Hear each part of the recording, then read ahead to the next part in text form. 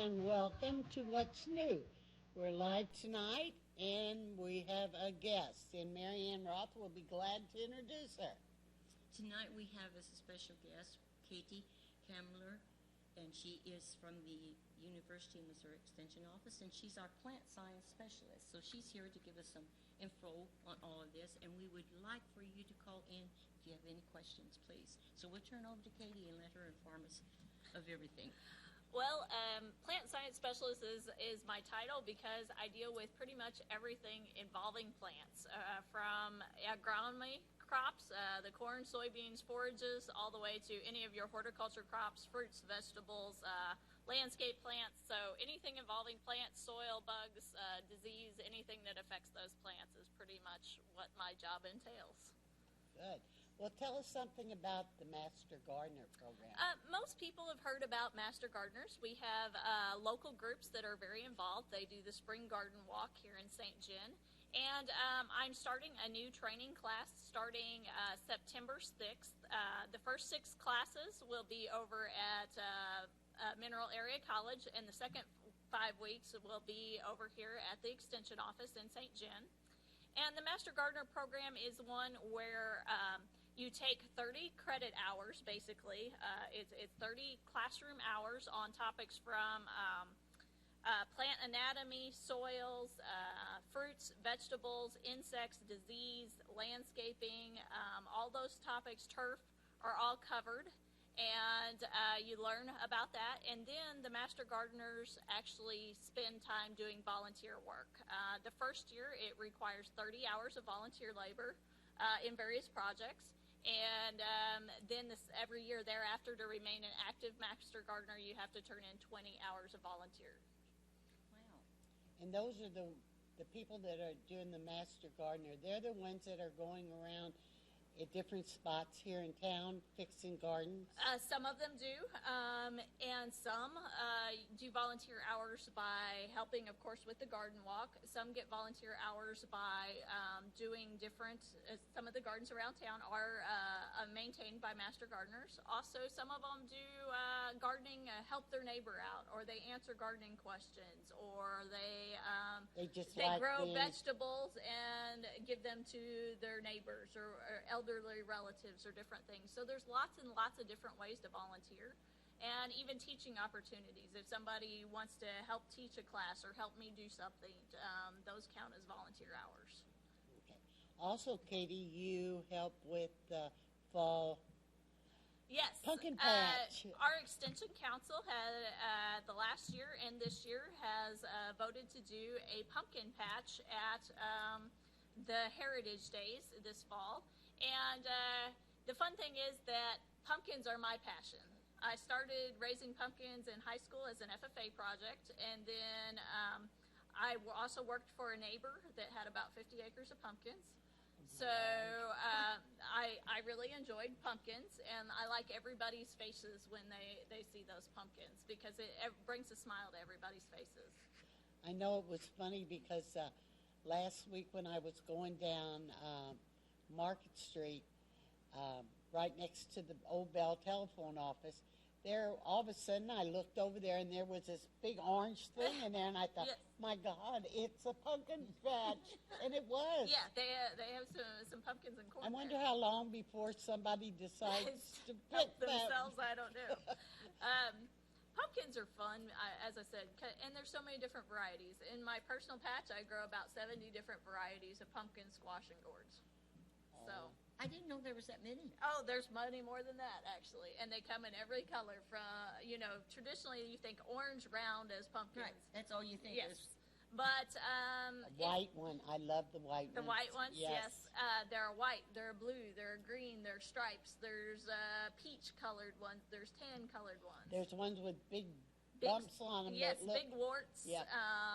Red. It's amazing, the rainbow of colors, shapes, and sizes. And really, if you've ever eaten Libby pie pumpkin, you go to the store and the pumpkin in the can, that is actually a tan-colored pumpkin.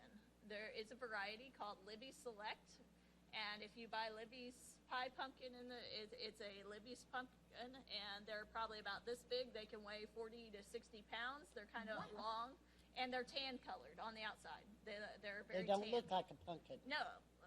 And you cut open, and it's bright orange on the inside, and that's where you get your pie pumpkins. Well, I'll be darned. And Illinois is actually the #1 grower of pumpkins in the United States. They grow about 10,000 acres of processing pumpkins, which is your pie pumpkins, because the Libby processing plant is in Morton, Illinois. And then they grow about 12,000 acres of the jack-o'-lantern type pumpkins that you traditionally think of for Halloween. Okay, now that's the one that we go in the store and usually buy. You buy and you carve it, and we you carve sit on it your and porch. wet it up. Yes, yes.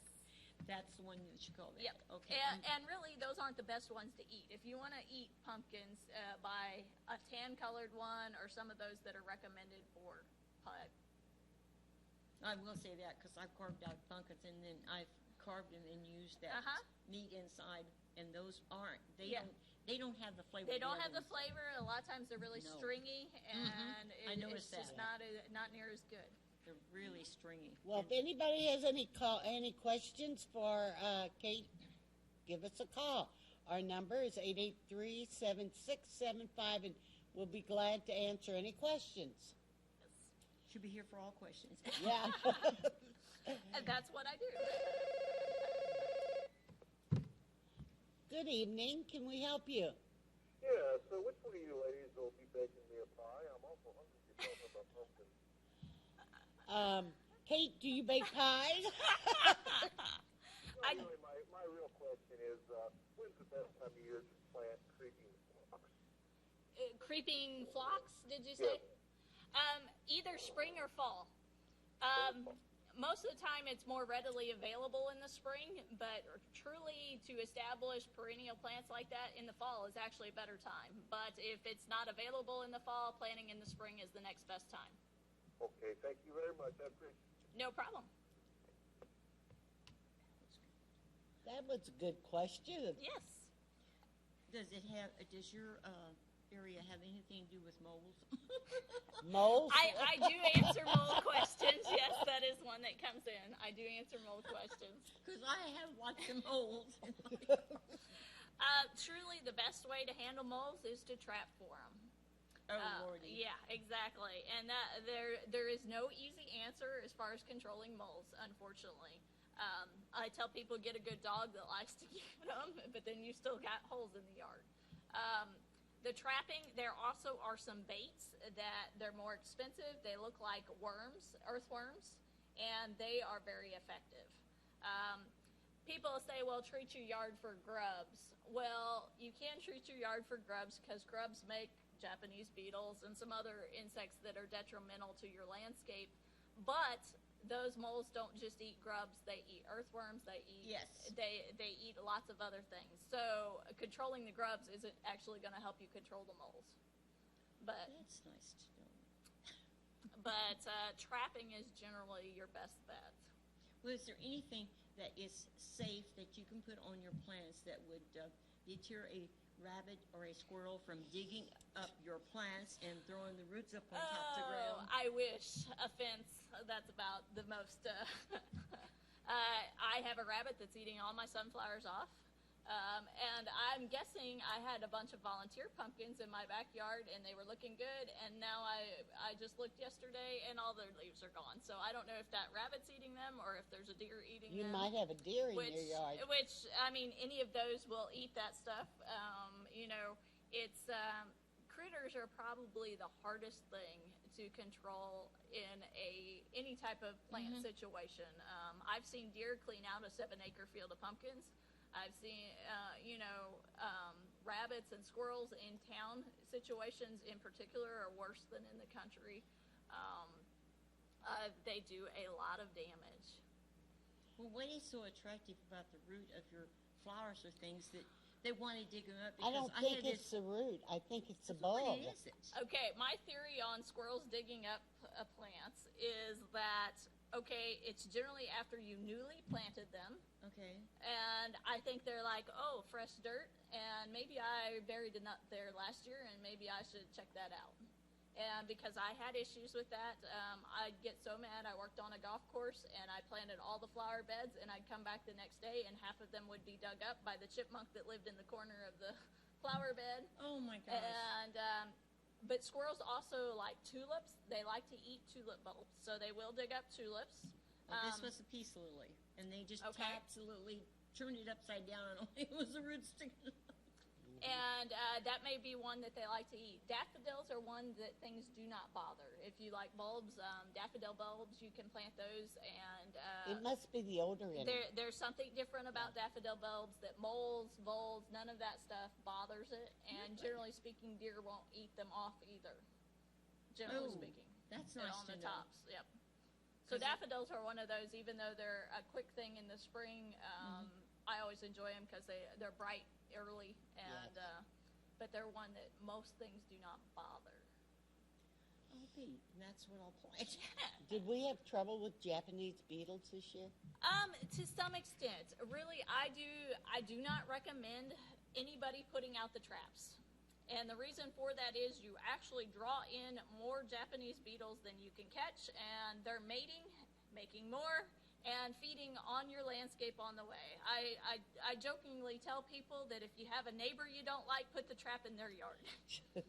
Because that is part of it. You draw in way more than you can actually catch in those traps. And if anybody's ever been around one of those traps, they really stink when they're dead. Oh, they do. They're They nasty. do. I had them out last year, and oh my gosh, I had so many of them in there, it wasn't even funny.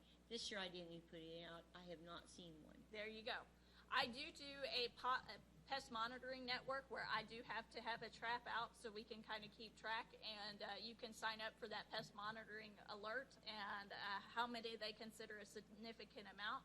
I caught more in my trap this year than I did last year, but I did not see the damage. I did not see them actively on the plants that they usually like normal. And also, I didn't get the phone calls about them.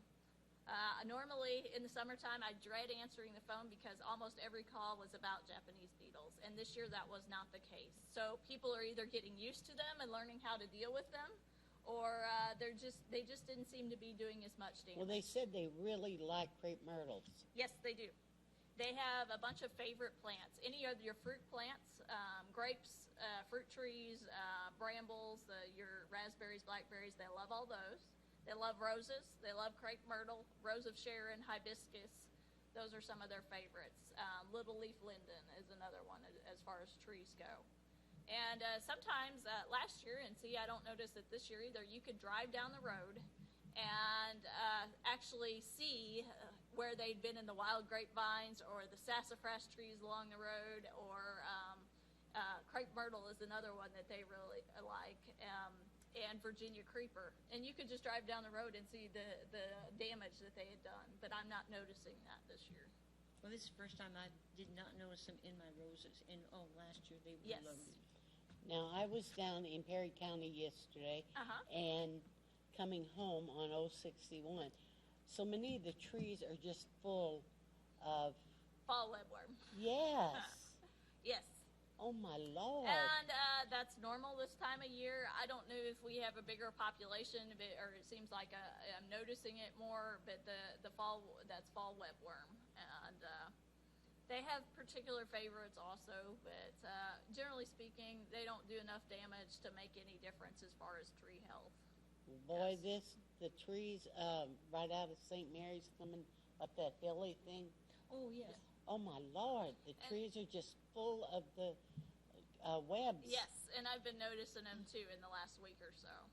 Something else people might notice as they're driving down the roads is we call it leaf flagging or tip flagging in the trees. There's dead tips in a lot of trees. Yes. And that's from the cicadas that were earlier this summer.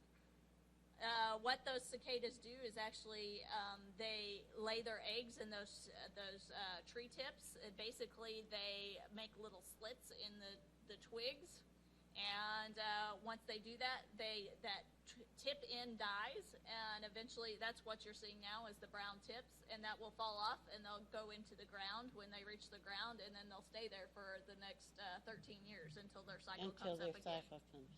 Well, yeah. I didn't know that. Now see how smart we get? Yes, we do. Thank you for calling. Can we help you? Yes. Zucchini is one of those kind of plants that supposed to get a big crop from. I've never had any luck with them. This year, I started to pull some dead leaves off my plant, and the whole plant came up in my hand. Something had chewed a big hole through the main stem. I was just wondering what that is, and is there something I can use, preferably something other than an insecticide, Okay. to prevent that? What you most likely had is squash vine borer. And it's one of those, well, you don't want to use insecticides, but that is one that is hard to control with insecticides, because what it is, it's a little moth. It actually kind of looks like a big fly. It's black and orange. They lay their eggs on that stem, and then they hatch out and they drill a hole and form a worm, and they eat the inside of that stem. So if you've had problems with them, and I've had lots of problems with them this year, the solution is actually to, when you plant your zucchini or any type of squash, cucumbers, any of that, wrap that stem with tin foil. Just about an inch at the soil line, because they always do it at the soil line. So you're actually putting a barrier there so they cannot get into that stem. And somebody else was telling me today they put pantyhose around it. So that stretches more than tin foil, so that may actually work a little better. Okay. All right, I'll have to try that next year, I guess. Actually, if you give it a try, you still have time. You might plant some new seeds and actually get a fall crop. Okay. All right, thank you. You're welcome. Thank you.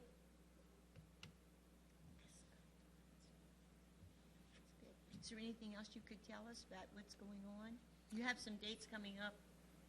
You said in September you have something coming up. That's when the Master Gardener Yeah. class starts, Okay. and I don't know if I said the class cost $165, and you get a $50 deposit back after you complete those 30 hours of volunteer service. So as soon as you turn those in, you get a $50 check back.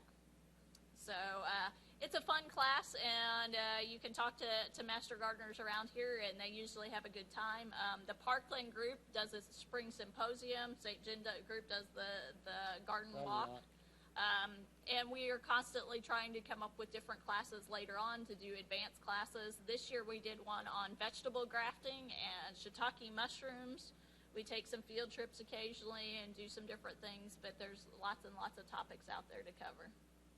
You also do soil testing, right? Yes, the Extension Office does soil testing. Basically, if you need a soil test to figure out what kind of fertilizer you need for your garden, you bring in 2 cups to the Extension Office. We fill out the paperwork. It goes off to the lab.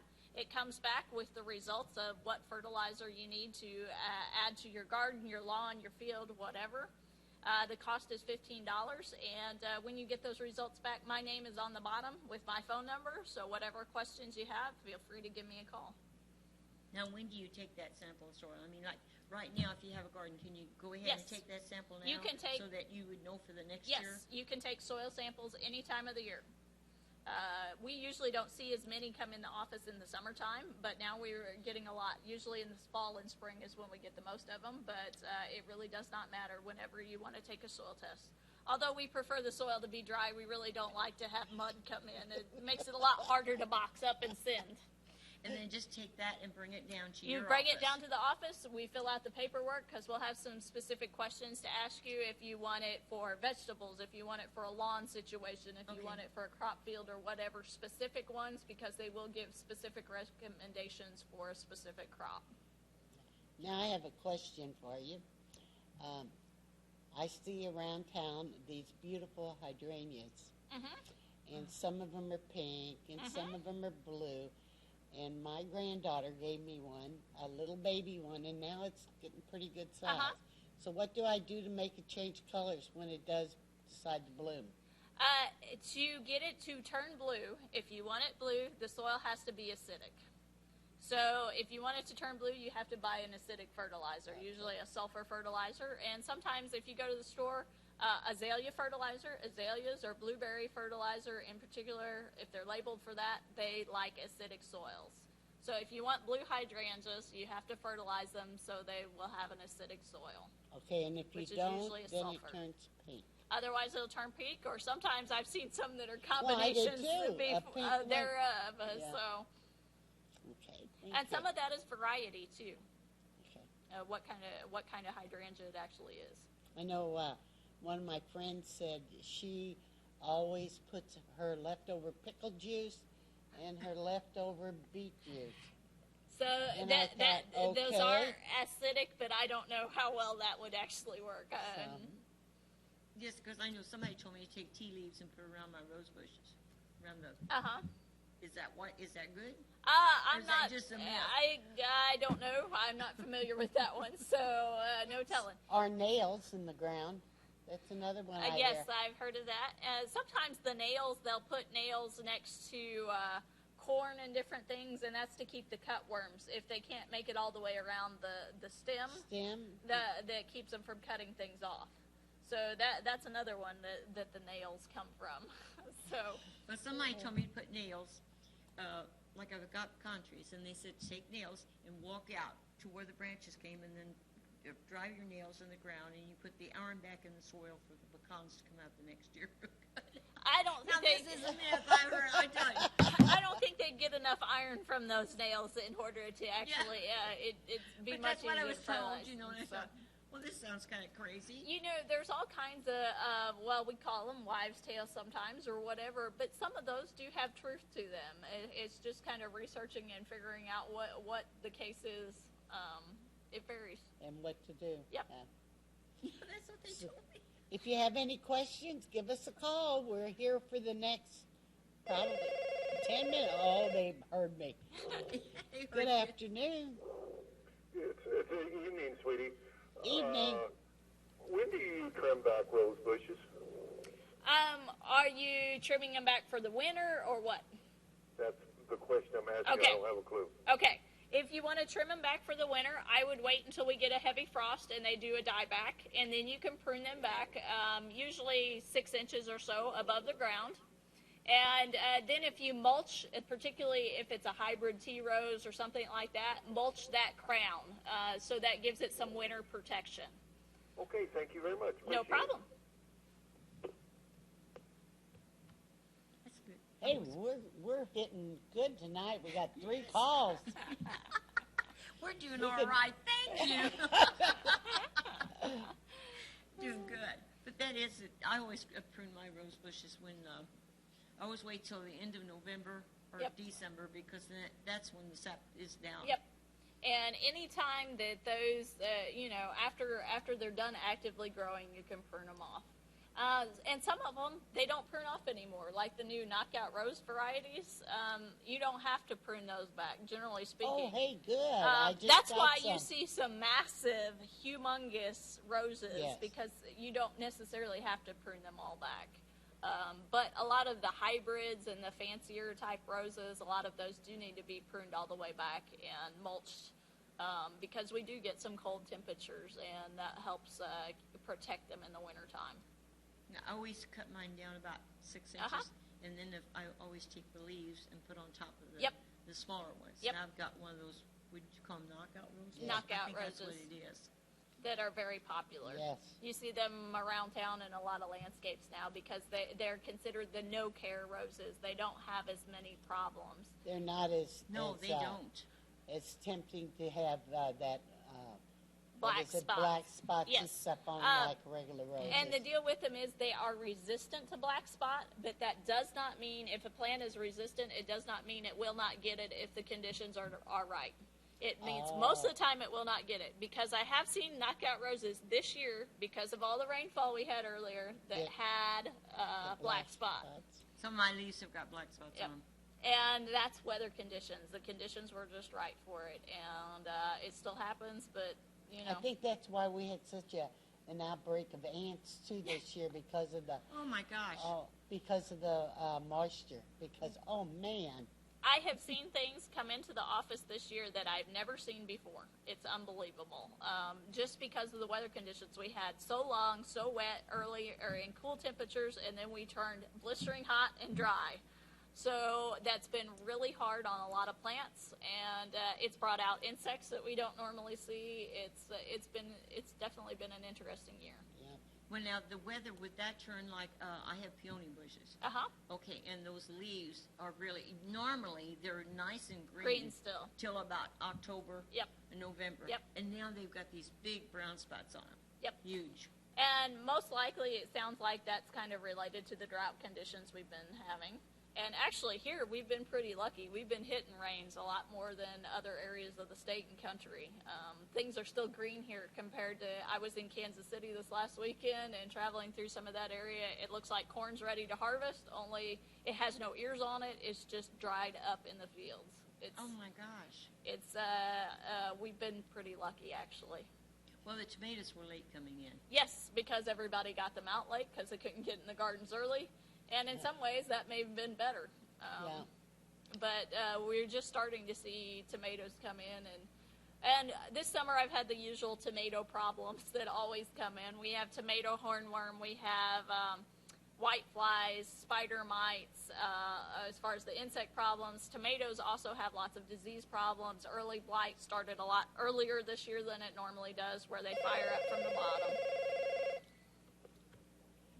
Good afternoon. Can we help you? I'm sorry, I kind of got all this South Avenue there the wrong note. That's all right. Have a good night. This has really been interesting. Good. I have really enjoyed this. I found out a lot of things I didn't know. So now you'll be out working in your garden tomorrow. In my dad's garden, I go over to my dad's. We put it over at his house. And that's why I said about the tomatoes, because we had a lot of tomatoes that were green. Yes. And they didn't ripen. Oh, Yes. my gosh, you should see them Now. now. You can't keep up with them. With them. And part of that not ripening this year was related to we had extremely warm night temperatures. And you know, tomatoes generally, they like it hot. But night temperatures, high night temperatures on tomatoes will cause them to drop blossoms. And also, I didn't realize it until this year, we found out that they do cause them to sit there and not turn red when it's too warm at night. Oh, is that So that's why they were kind of sitting there. They were waiting for cooler night temperatures. So this coming week should be really good Oh, for them. Lord, we're going to have tomatoes. Watch out. Be ready.